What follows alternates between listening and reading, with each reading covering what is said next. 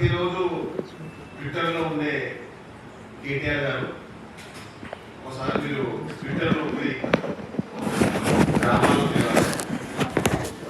AC రూమ్లో వదిలేసి మండలంలోకి రావాలని కోరుకుంటున్నాము. ఎప్పుడు ట్విట్టర్లో కూర్చొని కరోనా కన్నా డేంజరస్ వైరస్ అంతా కాదు నాకు. ఎందుకండి మీలాంటి మతిలేని మంత్రులు గత ప్రభుత్వంలో పనిచేశారు, కమిషన్లతో పనిచేశారు.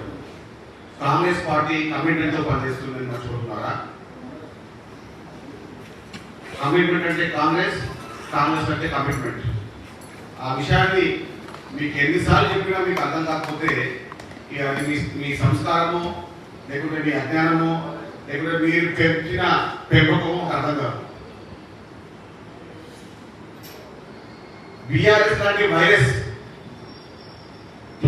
లాంటి వైరస్ ని వేళ్లతో పాటు పెగిలేసింది ఎవరు? ముఖ్యమంత్రి రేవంత్ రెడ్డి గారు. ఆ వైరస్ ఉంటే తెలంగాణ రాష్ట్రం ఆగమవుతుందని చెప్పి ఆ వైరస్ ని పీకటి వేళ్లతో పెగిలేసి అదో పాతాళానికి తొక్కేసినటువంటి ధనుడు తెలంగాణ ముఖ్యమంత్రి రేవంత్ రెడ్డి గారు. అతిరేకి మాత్రమే మాట్లాడే కేటీఆర్ గారు కొంచెం మీరు గ్రామాలకు రండి.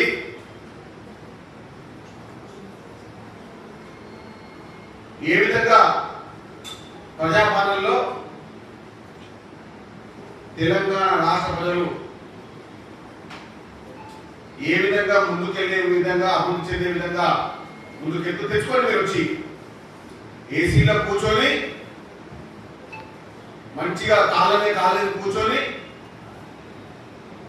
మీరు ఇలాంటి చిల్లర వల్ల మనం మాట్లాడుతూ ఉంటే తెలంగాణ ప్రజలు నవ్విపోతా ఉన్నారు.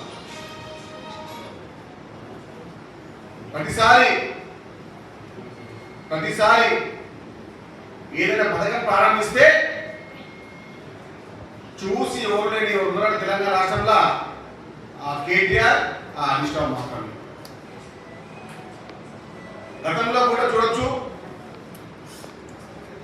మీ ఇద్దరే మంత్రులుగా ఉండి వారి కింద పనిచేసిన 10 మంది మంత్రులను కూడా వారి అధికారులు లేకుండా చేసింది ఈ ఇద్దరు దుర్మార్గులే.